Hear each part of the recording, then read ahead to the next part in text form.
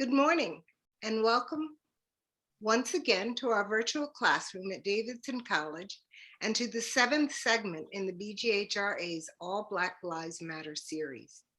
Today's conversation is one that is very personal for me, since our featured guests are my childhood classmates and fellow post-war dual heritage German-born adoptees. Regrettably, adoption was a taboo topic when we were growing up, so the three of us were thereby denied the opportunity to share and support one another as we negotiated our complex identities during our teenage years. Thankfully, though, we've been blessed to find one another again through Facebook, and we're able to share our recent reunifications and the identity renegotiation and integration that this complicated experience engenders for each of us who are now in our senior years. So it is with great joy and anticipation that I will ask my colleague now, Dr. Emily Fraser-Rath, to share with you just a little about our class and our sponsors, and to formally introduce my two adoptee comrades, whom I of late affectionately call my Jersey girls, Doris Walker-Mayberry and Denise Walters Henderson. Emily? Thank you, Rosemary. We are so honored to be able to invite Doris Walker-Mayberry and Denise Walters Henderson to our class, to Davidson College and to the BGHRA today. Today is October 14th, 2021, and we, Dr. Pena, me, and most importantly, our 8 incredible undergraduate students at Davidson College are in our 8th week together in a class called German 221, Black German Art and Resistance. As I mentioned at the beginning of our conversations with Dr. Michael McKeetrain, Imani Jones-Pugh, and Amal Abbas, just in the past few weeks, Dr. Pena and I co-teach this class together. The class is comprised of 3 parts. It is first a survey course in the field of Black German studies. Second, it is a community-based learning course as we support the BGHRA through our work, and will feature our final projects on the BGHRA archive. And it is more importantly, an opportunity for students, and through these recordings, our broader BGHRA and Davidson communities, to speak with people whose lives and work intersect with influence, shape, and inform Black German studies.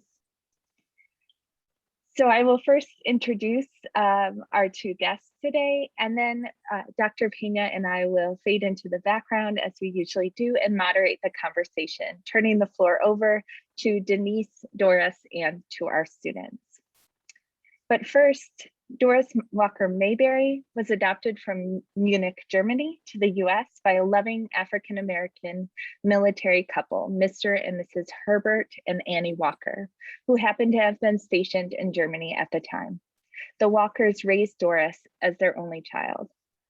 Doris currently lives with her husband in Southern New Jersey and is a proud mother of 2, grandmother of 4, and great-grandmother of 2 children. Her academic affiliations include Burlington County College and Rutgers University Camden. Doris is partially retired from a lifelong career in the legal profession, where she has worked in many capacities, such as a paralegal, an HR specialist, recruiter, and legal administrator, and at one time for one of Philadelphia's top 10 law firms. Doris enjoys yoga, and pre-pandemic, she loves to travel and most of all, spend time with her grandchildren. The coronavirus has disrupted her plans to visit with her 3 new sisters, with whom she has only recently reunited in the past few years. Denise Walters Henderson was born in Ulm, Germany, and was adopted to the Dr. and Mrs. Fensel and Eloise Walters at 14 months old. She grew up with 2 adopted siblings as a military brat, and her family settled in Willingboro, New Jersey when she was in junior high. Denise is First Lady of her husband's congregation, Second Oak Grove Missionary Baptist Church in Valdosta, Georgia, She has one daughter and 3 wonderful grandchildren. Also in Valdosta, Denise has a private practice as a psychotherapist specializing in trauma and addiction therapies. Without further ado, I'd like to now turn the conversation over to Denise, Doris, and to our wonderful students. Thank you. Denise, Well, you can go. You want me to go first? I knew that you were going to say that. First of all, I didn't talk about my academic affiliations. I received my bachelor's from Lehigh University, and before many of you were even thought of. And I was in the first class of women that started as freshmen. They had women that came in as transfer students, but there were 6 African-American women in my class, and there were 65 African-American students in undergraduate out of a population of about, I don't know, 800, I don't know, a lot of undergraduates. And they recruited us. There were 6 freshmen in the class, and it was a very interesting experience. Then 30 years later, I received my master's in marriage and family therapy from Valdosta State. And a lot of people say Valdosta, but it's Valdosta, Georgia. And it's right on the Florida line. It's the last Georgia town you're in before you go into Florida. So I'm way down south, about 3 hours from Atlanta.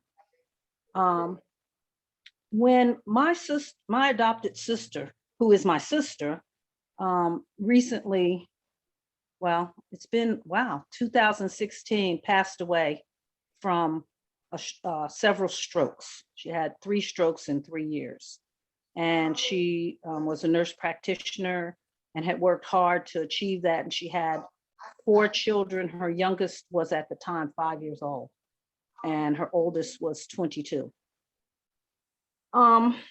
When she was in the hospital after her second stroke, they had to replace her skull. And Doris and Rosemary came to visit me and take me out to lunch to get me away from the hospital, because I insisted on staying at the hospital with her. And as we got to talking, we realized that we had all been adopted and that we were all born in Germany, of German mothers. And that started our dialogue about how come we didn't talk about it. We talked about how we were in high school. Doris and I were in the same class, and Rosemary was in the class behind us, but she might as well have been with us. So we talked about our experiences. And what I want to say to you all was, I had a great childhood. I mean, I had very loving parents. I call them my angels. Without them, I wouldn't have been able to go to, as they say in Europe, the university. I wouldn't be the person that I am today. I identified always with being Black. However, I was told I found my German mother when my daughter was a little, I think she was about a year old, maybe a little less, because at that time it started to be important to me to find her. And the way I found her, good old Oprah Winfrey. I was watching an Oprah Winfrey reunion special, and she gave a number of, if you were a foreign-born adoptee, if you were an adoptee that you could call so that they could match you up. It was called the Master Foundation. I called them finally. I got in touch with them. They told me they didn't do foreign-born adoptees, but they gave me the name of a man who they said did do it.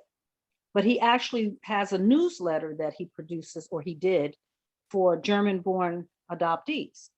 And he gave me the name of a woman named Leonie Bermer, who actually researched for people. And I gave her a limited power of attorney, sent her $5 for postage. And within 3 weeks, she contacted me and said she had found my mother. She said that when you moved in Germany, you had to notify the local police where you were moving to and where you were moving from. So all she had to do was go, and I had all of my adoption papers with my mother's full name, where I was born. I had a lot of information because my parents told me that I was adopted. My mother and I had, my adopted mother and I had discrepancy about how she told me. When I relayed the message of how she told me, she said, no, that's not what happened, but she couldn't tell me what happened. So I'm going with my version. My version is she was pregnant with my brother, who's 7 years younger than I am. And when I asked her about me being in her stomach and, all the birth questions you ask, she began to tell me that I didn't come from her stomach. And she began to tell me about being adopted. At the time, it didn't really register. But when she gave me my paperwork when I was older, I found out I had a different name. I was listed, my name was Carmen Sylvia Sersha. I was Catholic with blue eyes. And so I used to tease people, we went to high school in the 70s, and I used to say, whoever wins the revolution, I'm safe. I got papers for both sides. So that was my little joke. But that was my joke, like fat people make jokes about being fat, because it hurt me when I was in school not to be accepted by white children and sometimes not by Black children. There was always something wrong, and all I wanted to do was fit in. And then when I started dating, my father was very hard on me, very protective, he was so military, and he was an Air Force policeman, so he was really hard on me. And I, in my head, went to, it must be because my mother was some kind of slut or whore. Otherwise, why would she have given me up? Why would she have a baby by somebody? I don't know. It was these weird thoughts that I had. And it influenced how I saw myself. And I was always careful not to think too much of myself, as they say. And I could have gone to college. I think there's a lot of things I could have done. I want to be an actress and a singer. And I was good at theater, but nobody encouraged me to do any of that. So I just thought I was this untalented person who was kind of smart and not knowing the capabilities that I had. And then, my family, my adopted family was really, really good. Nobody ever treated me like I was not born of my mother until, I don't know, I went to visit a relative in Florida, and she said something about me being adopted. And my uncle lit into her and said, why would you even talk about that? We don't talk about that. She's part of the family, and what if she didn't know? But I did know. So I have a long history of doing lots of different things, some of them not so good, some of them good. I will share with you, I'm in long-term recovery from addiction. I have 26 years without a drink or a drug in my system. I hate the fact that marijuana is legalized because my brain says you could have some now, but I know I can't. So it has influenced a lot of things, because as I was listening to some of the speakers and Paul Sunderland and his lecture, I realized that my issues of abandonment started as soon as I was given away. And I did spend some time in an orphanage. I don't remember that time, but I was told that I was in one for a little while. I also have this memory where I was told that the parents who adopted me were not the ones who were originally setting out to adopt me. Originally, it was a chaplain who was adopting children from all over the world, who had a big ranch in Texas, had money, and he got orders to leave Germany. And so he introduced me to the people that, so I'm thinking to myself, there's three different times where I've been abandoned.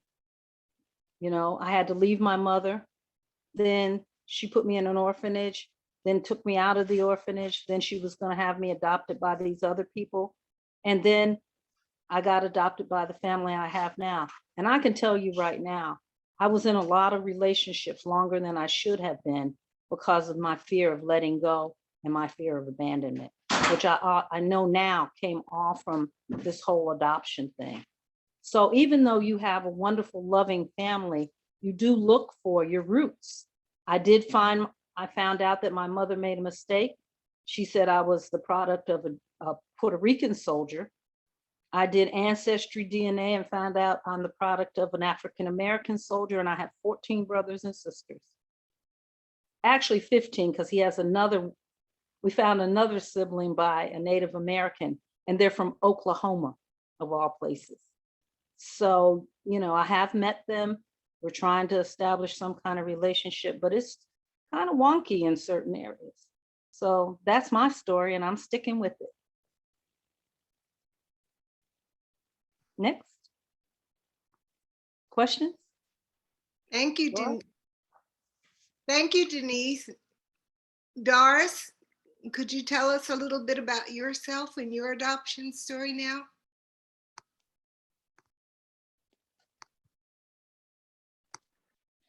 You gotta unmute. Let's see.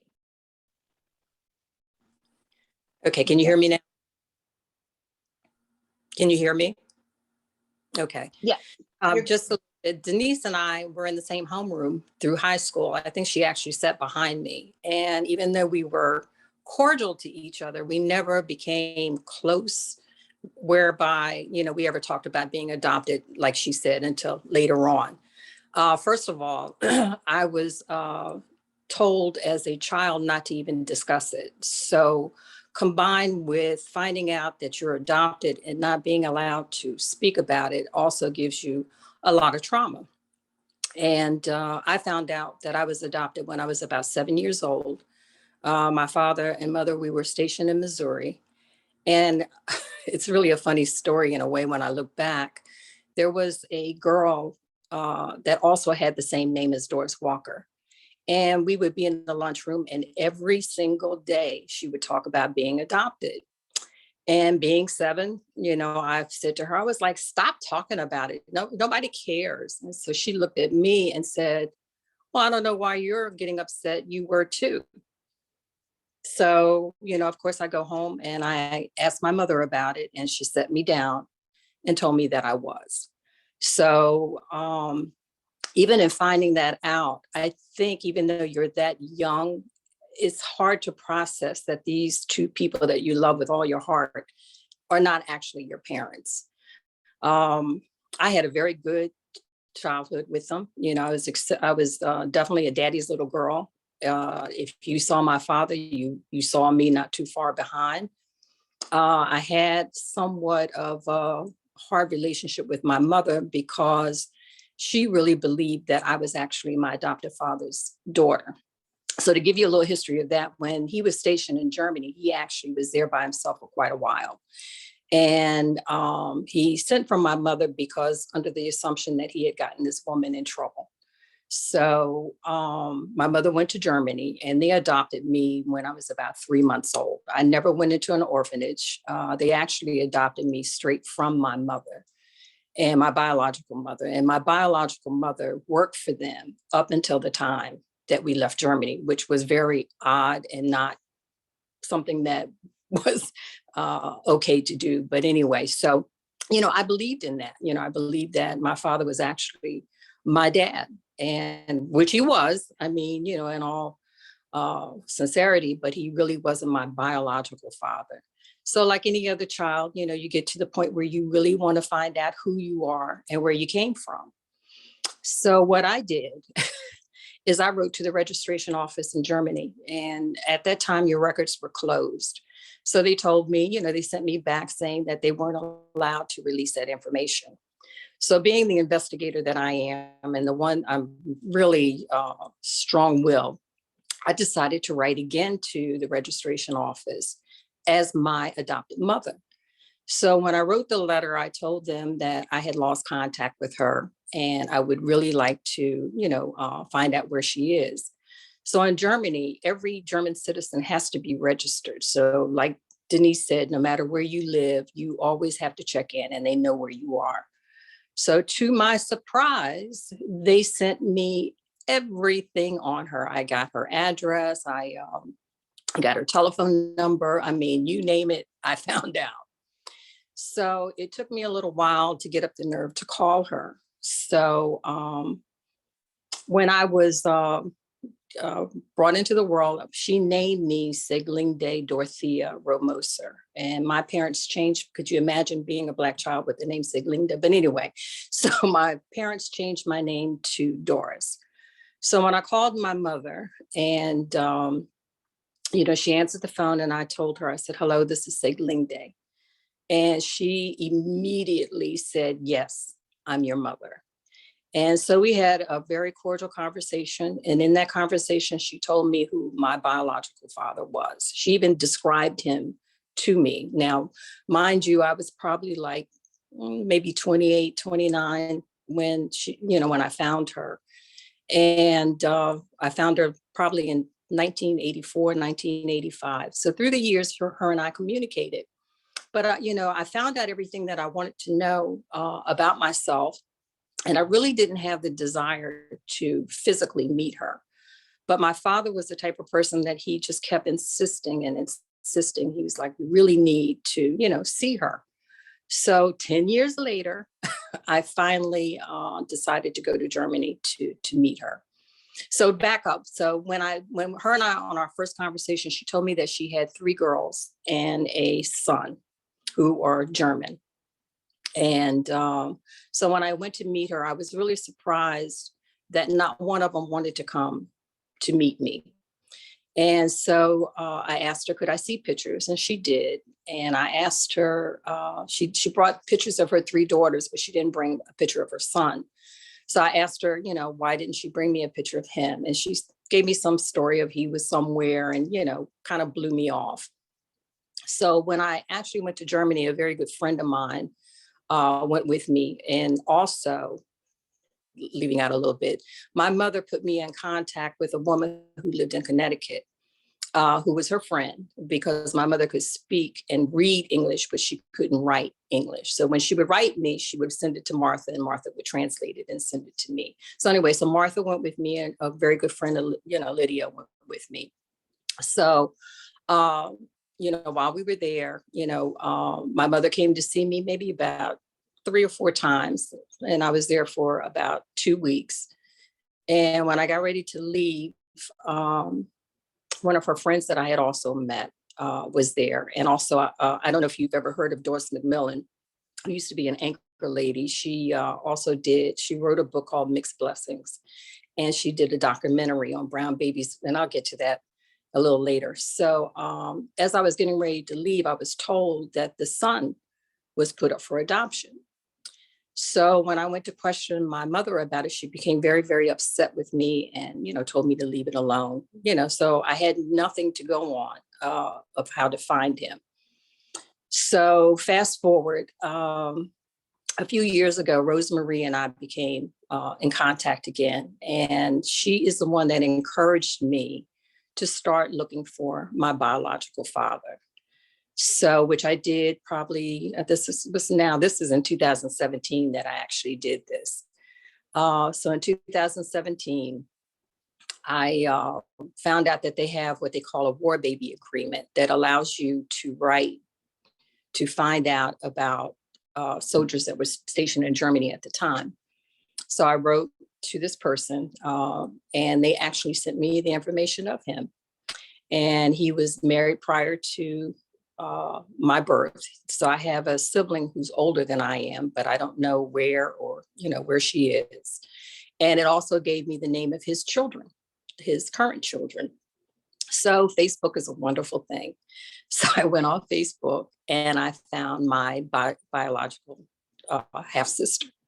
So I reached out to her. So of course, her response to me was like, well, who are you and why do you want to know anything about my dad? So I told her, I asked her, I said, well, could you call me? And it would be easier if we talked. And I gave her my phone number and I told her, there's such a thing as you can star 67 where I would not have your phone number, if you feel more comfortable. So she did. And we talked for hours. And, of course, we decided that we were going to do the 23andMe to, she's like, I don't want to get all excited about you being my sister. And then it turns out that you're not. And so, which we did. And of course, it turned out that we were. So my daughter and my son and we went to Houston to be able to meet her and her children. And it's really been a wonderful experience. So going back just briefly about Doris McMillan and the documentary, I was invited to come to see this, and my son went with me. And it was really upsetting to me because of the fact that it really showed a very negative aspect of being a Black German being adopted. And I thought it was very, very one-sided. And I really left pretty upset about it because I didn't really think it gave a full, honest view of adoption. Adoption in itself, don't get me wrong, is traumatic. I'm not, taking away from that, but not every one of us had a bad upbringing, in terms of our adopted parents. So anyway, and also on top of it, as I'm sitting there, a picture flashes up of my mother. And I'm like, oh my God, how'd she even get this picture of my mother without knowing my mother? She would have been very upset if she knew she was in this, because she's a very private person. And I know that she was very embarrassed about the things that had happened to her. So when I approached Doris about it, she kind of blew me off. But anyway, so going back, Lisa and I, we did the DNA. I went to Houston and we met, and everything's been wonderful. Like, we talk just like twice a week for hours, But as doing the 23andMe, probably maybe about 6 or 7 months later, I received a message from 23andMe with a message from someone saying, I have chills. I think that you're my sister. And she gave me my mother's name. And I'm like, huh? Because I was under the impression, for lack of better way of describing it, that I was the only mistake. And come to find out that she is my half sister from my mother. So, we had a reunion, and, we're also very, very close. And so we decided, because I told her, I said, well, there's a boy out there, that I found out that was adopted. Let's try to figure out, where he is. So again, Rosemary assisted me in connecting me with a woman over in Germany who, her and I became very, very good friends. I mean, I love her to death. So she contacted Munich Adoption Agency, and, they opened up the records on Yvonne and myself. And turned out that the boy that we thought was put up for adoption was another girl who is my baby sister. So, here we are, like, okay, how do we contact her? It took her a while before she even responded. And so as a result of all of this, I have 3 biological sisters from my mother. I have a sister and a brother on my biological father's side. And so far, my reunion has been just like wonderful. I have the baby sister who must call me as I'm sitting here. I'm looking at the phone. She calls me like 5 times a day. She's just been so elated about having a sister. We all came from very good backgrounds. We all have been very successful. We all have our little baggage, of course, from being adopted. We've all experienced the same kind of experiences what Denise had described. My parents were Army. They retired here in New Jersey, in Willingboro. And honestly, for me, because we were such a tight community being in the military, no one ever spoke about you being mixed or you having the type of hair or light eyes or whatever. So my experience of finding out all of this at the age of 14, believe it or not, is when I moved to New Jersey. And my experience was I had a very difficult time with Blacks. I didn't have so much with whites, but I did with Blacks. I was picked on, where they would stand outside and want to fight me, because guys like me, the whole mentality of being young people, I guess. So when I moved to New Jersey, I was a very extroverted type of person, but it made me become very introverted. And I was very quiet. I was very shy for many, many years. I don't think I really came out of my shell until I was like in my 30s, when I realized, wait a minute, what am I doing? I have just as much to offer as anybody else. But it did give me self-esteem issues because I didn't feel like I ever fit in anywhere. And when you feel like that, like you try very hard and you probably do things that you shouldn't do to belong to somewhere, to some group. But I really also with my family, I've never felt like I didn't belong. I had a very strong base with my family, still do. Even in my unification, they have all been very happy for me. I have a cousin who is also who has met just about everybody that that has found me or I found.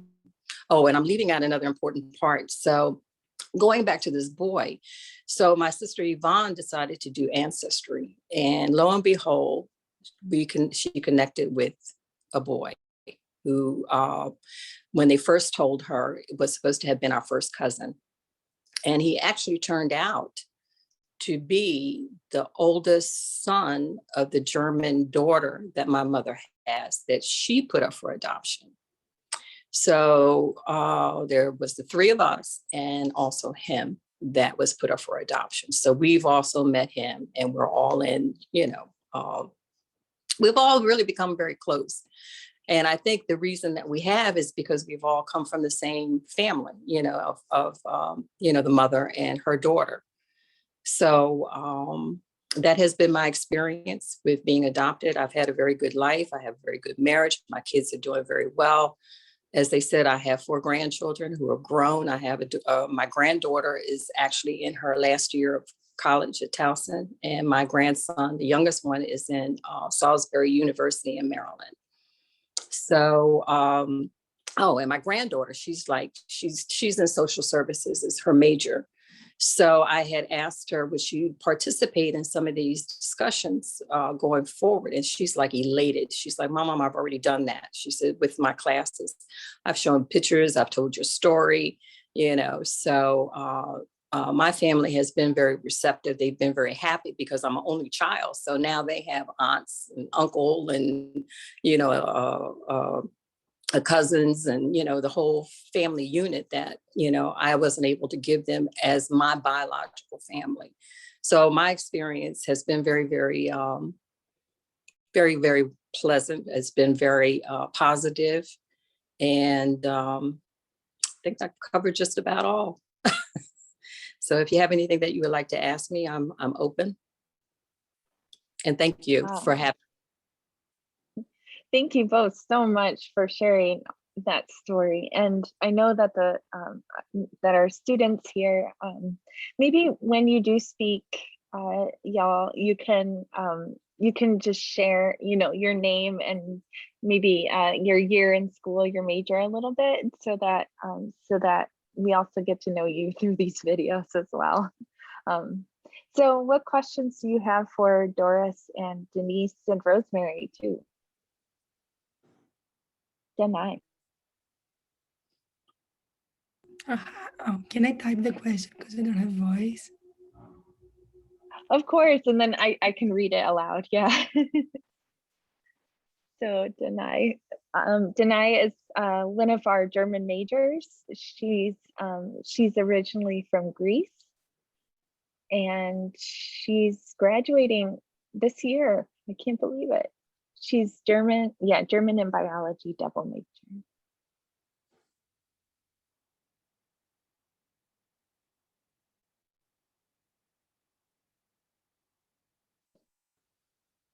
Okay, so her question is for Miss Doris.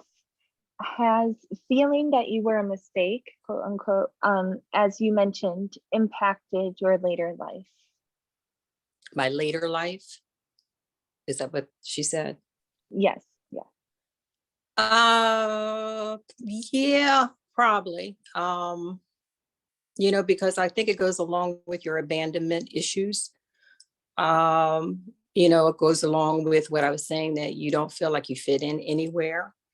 And when I use the word mistake, I think I was referring to, how women become pregnant and did not intend on being pregnant. And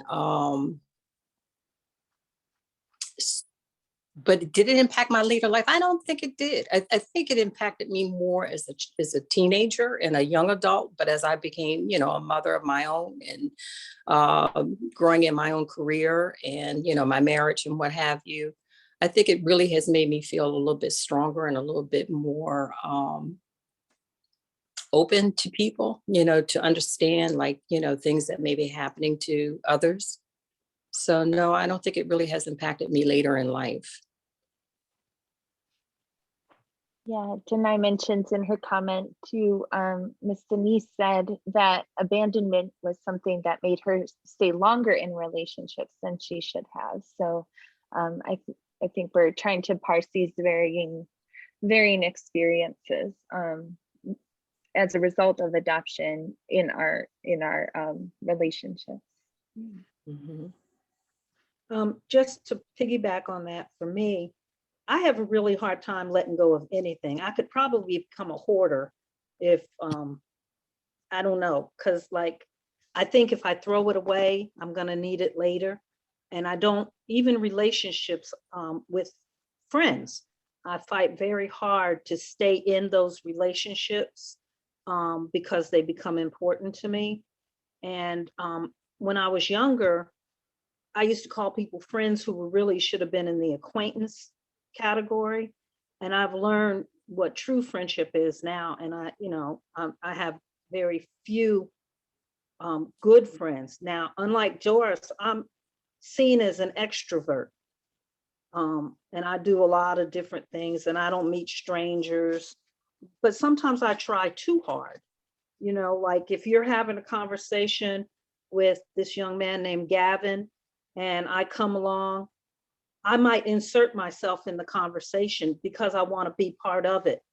I want to be, and you're looking at me like, we're not talking to you, but all of a sudden I'm in the conversation because I want it to belong. And I want to say this because it was funny to me. When Rosemary mentioned that we had that connected on Facebook, his face was like, old people do Facebook. Yes, I have Twitter and I have Instagram too. So yeah, it has affected my relationships, but I didn't realize it. It's affected how I see relationships. And I have connected with my biological family, and my experience was different than Doris's in that I have how many brothers? I don't know. The brothers have accepted me. Like I will call them and I'll say, hey, little brother, because I'm the oldest of all the siblings in my adopted family and in my biological family. And I think for one of the girls not being the oldest anymore, I don't think she likes that because she doesn't really talk to me. The youngest girl talks to me, but for a long time, she would only talk to me through Messenger or social media. She didn't want to talk to me on the phone. She didn't want to FaceTime me. One of my sisters had a stroke. 3 of my siblings live only 3 hours from me, I found out, and I went to visit them, had dinner with 2 of the brothers. And the sister that had the stroke lived right there, but did not want to come. She said she was going to and backed out at the last minute. So now she's had this stroke and I don't know her at all. But all of the family came in and I went to Atlanta, and some of them were offended that I came to Atlanta to meet them. They said, now's not the time. And then one of them said, well, when is the time? So that was it was a strange kind of reunion. So I talk to my brothers a lot, but I don't talk to my sisters very often at all. I think they're still getting used to having a sibling that they didn't know about, that didn't grow up with them. And it also affected me in terms of how I saw dating. I didn't really date. I would get attached to one person and I would stay with that person till we broke up, and then I would get another boyfriend. But I also was never without a boyfriend. I didn't take breaks in between because I didn't want to be by myself like that. So I didn't have my daughter till I was 35. And so I was much older when I had my daughter. So my grandchildren they're 10, 8, and 7. So I don't want any great grandchildren anytime soon because they got a lot to do. Thank you so much. Other questions? And Denise says thank you too in the chat. Katie, go ahead. Yeah, so I'm Katie. I'm a sophomore. I'm an intended computer science major, but I have not declared yet. And my question is kind of more about when you guys were all in high school and kind of your younger years. And in terms of, I know that you all said you didn't talk about the fact that you were adopted until later, or like you didn't know that each other were adopted. But I was kind of wondering what that was like for each of you to go through that individually in high school, because you didn't really have that support system like with friends. And then also kind of more, if you want to give more detail about how that conversation happened, because that's just kind of interesting to me, like how you just randomly found out that you were all adopted. So anything you're willing to share about that, yeah. Doris, you want to go first? Sure. For me, going through high school by being an only child, it was very difficult because I didn't have anyone that I could, share anything, any experiences with. And on top of it, by my appearance at the time, I did not fit in. Like I told you in my speech that they used to want to fight me all the time. It got so bad that my parents actually had to start going around to their parents to talk to them, to keep them from always wanting to gang up on me. And so it really did affect me. Like I said, I became introverted because I got to the point that I really didn't know who I could trust as a friend. I remember being invited to a party and I was like, elated, like, oh, wow, I get to go to this party. And when I got there, these group of girls circled me and wanting to fight me because of some guy that liked me. And I did have a friend, he was a male friend that I don't know how he knew. I don't know, if it was a word in school or whatever, but he would just show up and he would actually save me. So at this particular party, he walked in and he was like, oh, no, this is not going to happen. So he, took me home. So yeah, it really had a very negative impact on me because, like I said, I was the only child. I didn't have anyone that I could talk to about it, or even if I did, no one would understand the dynamics of being adopted.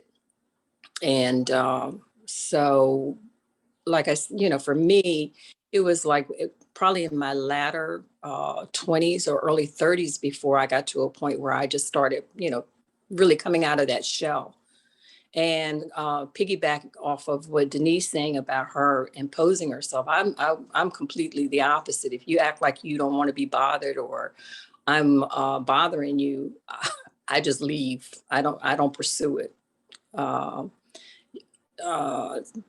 I do that. I guess lack of a better way of describing it, fight, flight. I take flight, and because it's hard for me. Even to this day. Unfortunately, I take my time in really getting to know someone, like I have to really feel comfortable in knowing you before I even start really opening up to you. And as far like with Denise and Rose and I, like we had decided to go over, when we found out what was going on with Denise's sister, to go over to support her.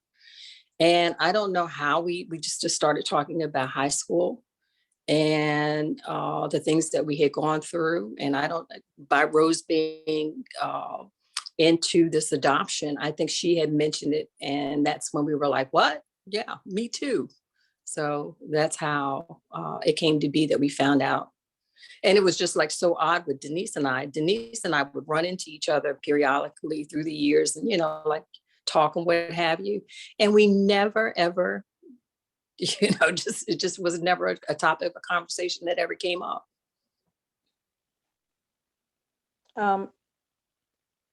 What's interesting to me, Doris mentioned that we were in the same homeroom and she would sit in front of me, but I always considered her as, I didn't know that she was shy. I just thought she was part of the cool club because her boyfriend was popular and, I was friends with almost, I mean, lots of different, you know how they have cliques in high school? And I was friends with every clique. Nobody really bothered me. But I wasn't really in with the cool kids. And so to me, Doris was one of the cool kids. And that's why we didn't talk, you know, because I wasn't cool. And but that wasn't it. We found out later, she, but I would talk to her because I talk to everybody. I'm a talker. And I would keep it cordial with us and I'd say hi and, you know, but I never made an attempt to make her a good friend because I just thought she was in a whole different world than I was. And then when we finally did talk, we found out we had so much in common and we have grown close since then. And she's been my biggest cheerleader and supporter. She gave me the registry that she talked about where she found the information about her mother, but I had the wrong father's name, so it didn't work. I'm thinking about writing again to see what they have, but a lot of it I'm getting from my brothers and sisters. For me in high school, I was a fighter. So if you called me out of my name or you did something, I'd beat your butt. You know, I would fight until a girl pulled a knife on me and then I quit fighting because I was like, nope, I'm not messing up my face for you. But before that, if you said the wrong thing to me, I had no problem. I remember a young man, I'll never forget, he looked like Dennis the Menace, for those of you who know who that is. Blonde hair, little short guy. He was always doing stuff. And I remember he called me a nigger. And I was mad. And so I told him that I would see him after school and I was going to beat his butt. And he got detention and stayed in school. And I went right in the detention room and started throwing chairs and chased him. And the teacher stopped me and she said, well, you don't have to beat him up. You could call him poor white trash. I said, that's not good enough. And I was going to fight with him. I didn't care he was a boy. And then I got active in the Black Student Union. I've been in semi-activist all my life. Recently, how it's impacted me is that realizing that I became naturalized at 11. I didn't get a say in it. My parents just took me to Trenton, New Jersey, filled out paperwork, and the judge said, well, I'm not going to make you answer all these questions that we ask immigrants because you're going to get it in school. So he granted me my citizenship. Well, I lost my citizenship papers. That is a really bad thing for somebody who's a naturalized citizen because it cost me over $500 to get them back. They don't have duplicates. I really had to send a new picture. Then this person who had sway over my life kept asking for different information. And I'm like, I sent you the report showing that there was a fire, that they burned up. Why do you need to have all this other information? What I found out from a customer service rep was they were actually reprocessing me as a naturalized citizen. So I sent them pictures of my dad and myself and my mom and with his uniform on. I sent them copies of my adoption papers. I mean, it took me from February to June to get my paperwork. And they kept sending, and when I would ask, is this going to be good enough?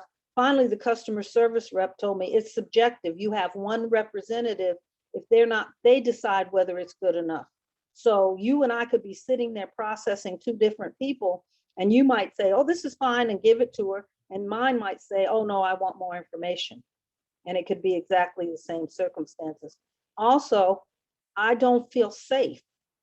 Like if I want to protest who's president or some action that's happening in the United States, I don't feel safe. I feel like if I make too much noise, they're going to deport me back to Germany where I've never lived because I found out they can just take away my citizenship at any time. And that is not fair because they tell you when you become a citizen, you have all the rights and privileges of somebody born here. It's not true.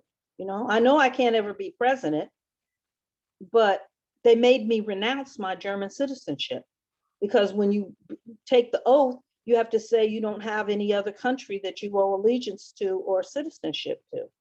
And I didn't think that was fair because what if I want a dual citizenship? in my younger years, my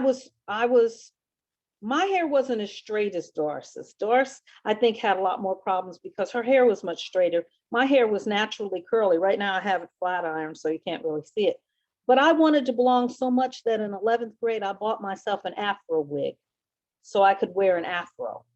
And I took my 11th grade picture. My mom was pissed because she didn't want me to take a picture in a wig. But I wanted to fit in so much. And the only thing I could do with my hair is put it on sponge rollers, make it frizzy, and then part it down the middle and wear that style that had or I could wear puffs. But it wasn't an afro.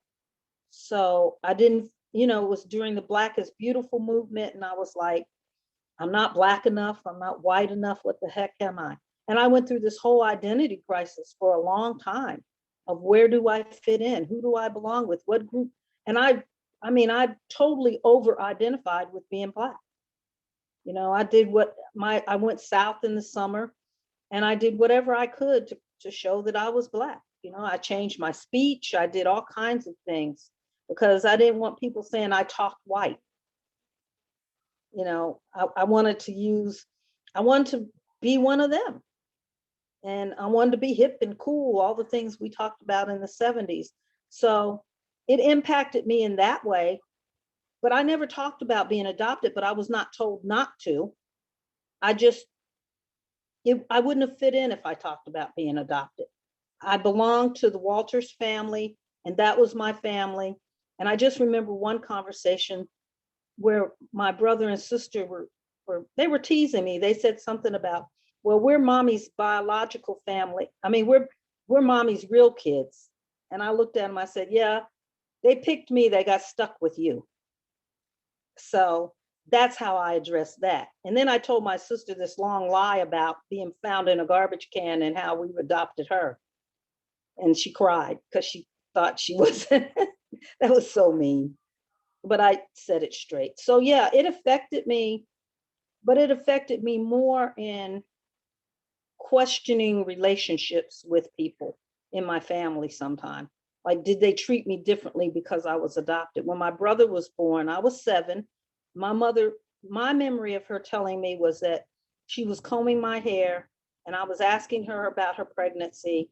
And she told me that I was adopted and what that meant. And that's where I got the I chose you from, because she was like, we picked you, and when you met your dad, you ran right up to him and he fell in love immediately.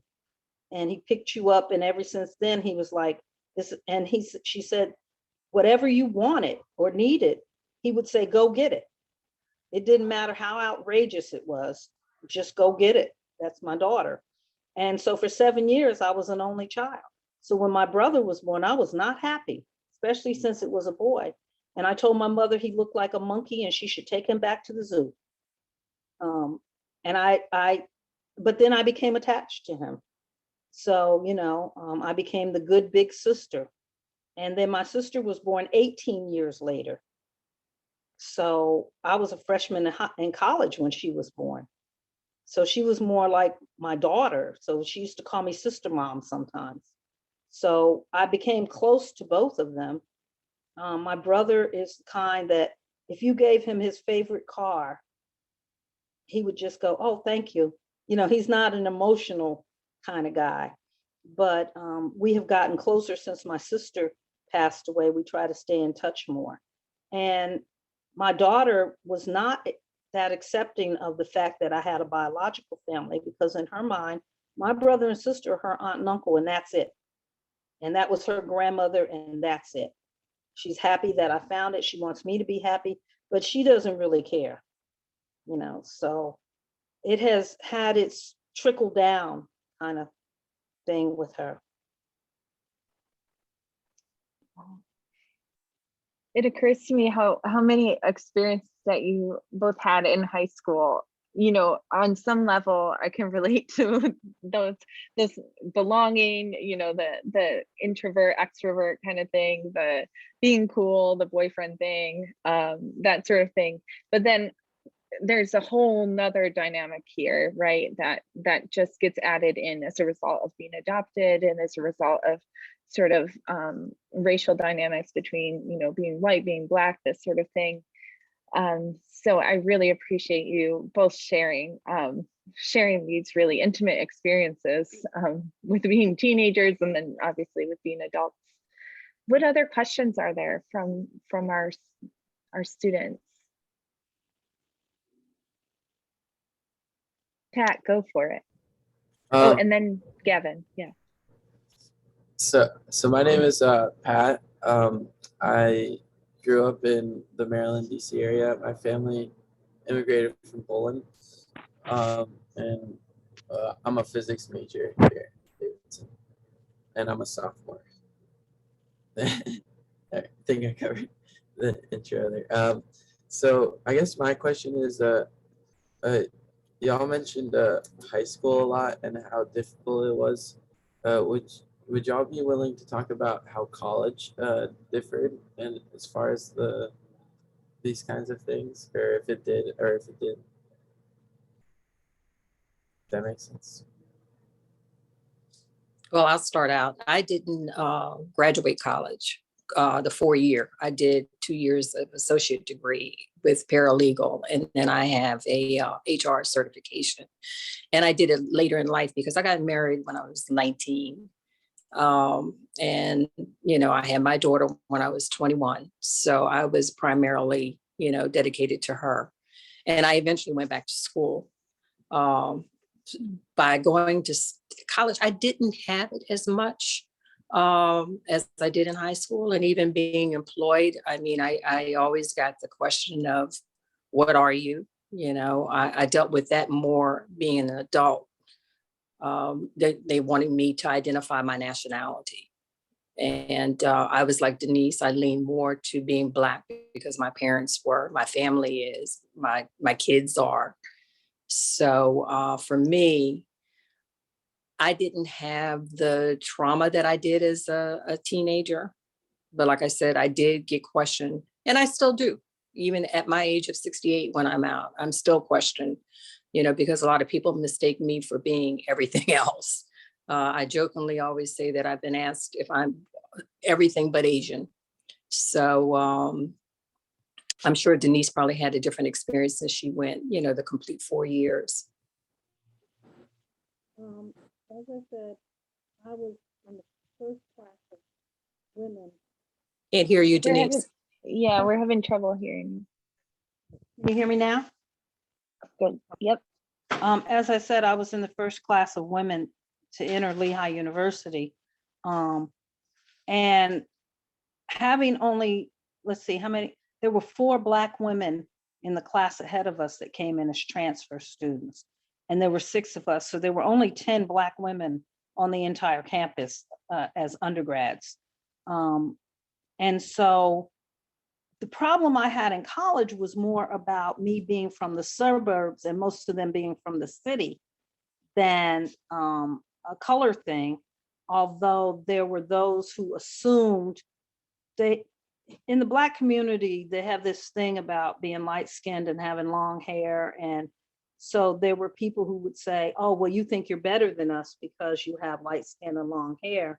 And add that to, oh, you come from the suburbs where you've never had to really learn the city ways of playing the dozens or doing all those things. So again, there was another difference. And it was, my roommate was from Jamaica, Queens, and she had been a cheerleader, and she was going to be a doctor and all these things. And she was very assertive.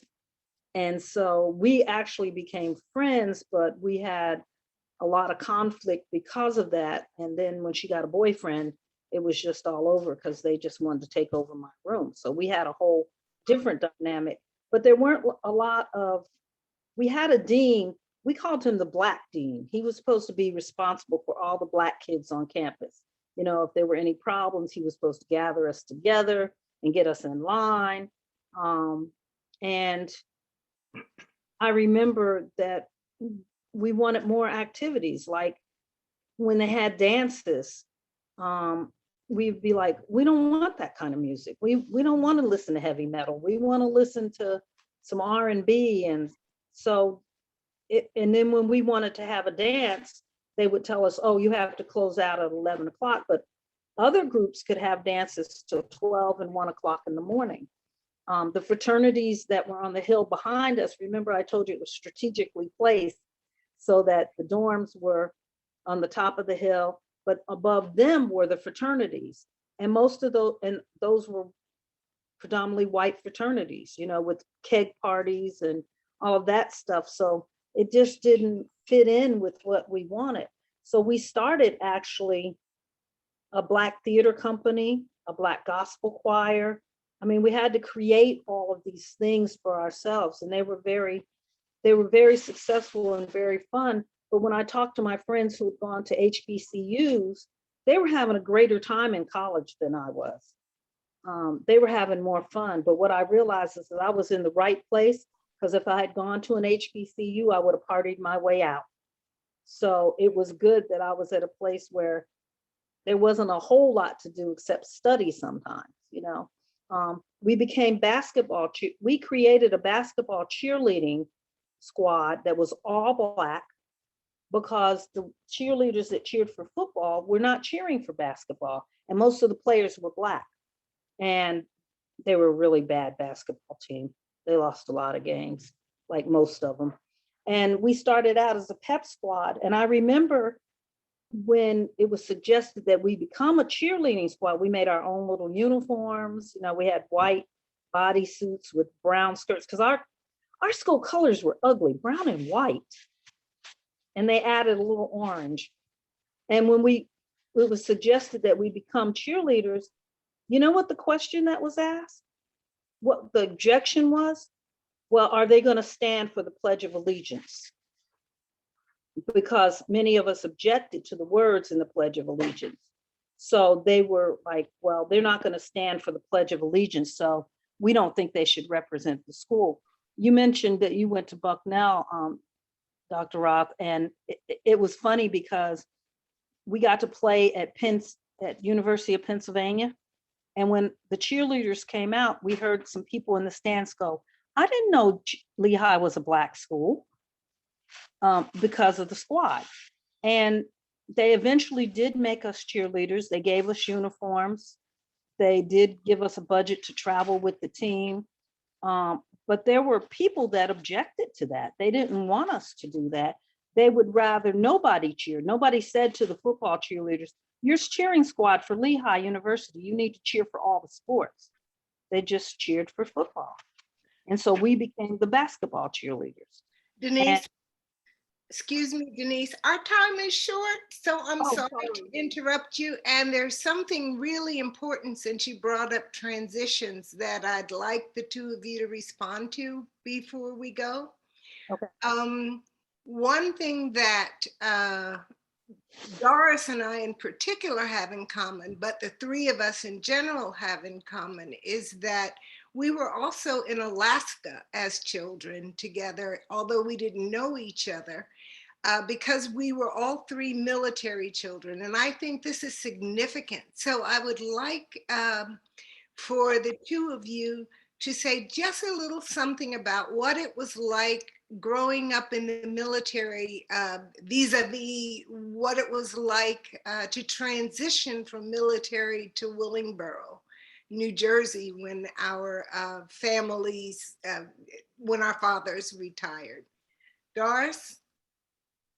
My father retired when I was 14 years old. I lived, when we left Germany, we were stationed to Kentucky. From Kentucky, we went to Hawaii. From Hawaii, we went to Missouri. And from Missouri, we went to Alaska. Alaska, we were stationed for 5 years.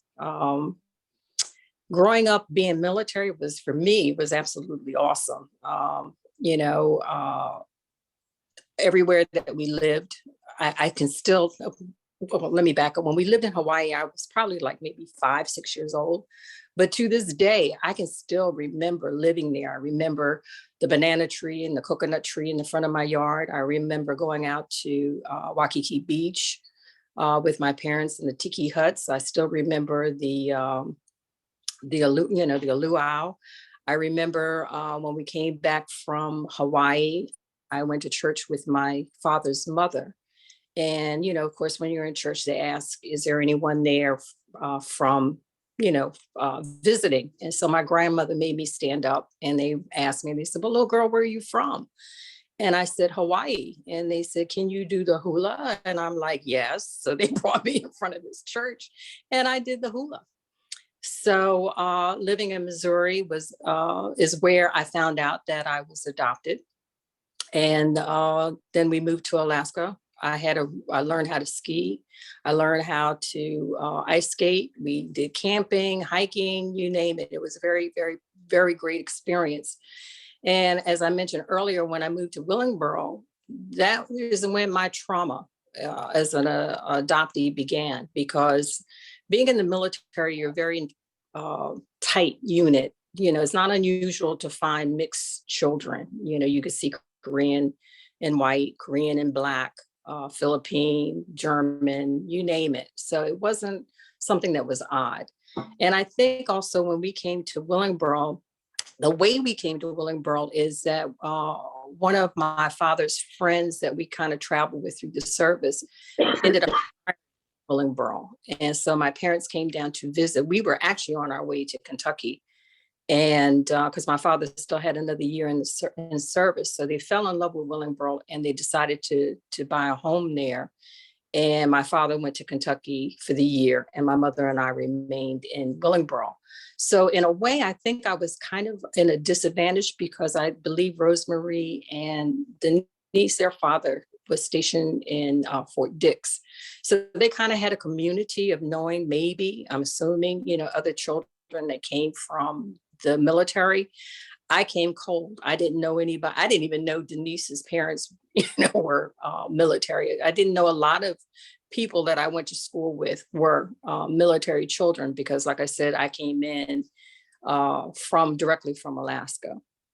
So, but being a military brat was awesome for me. I had a lot of exposure and a lot of good experiences.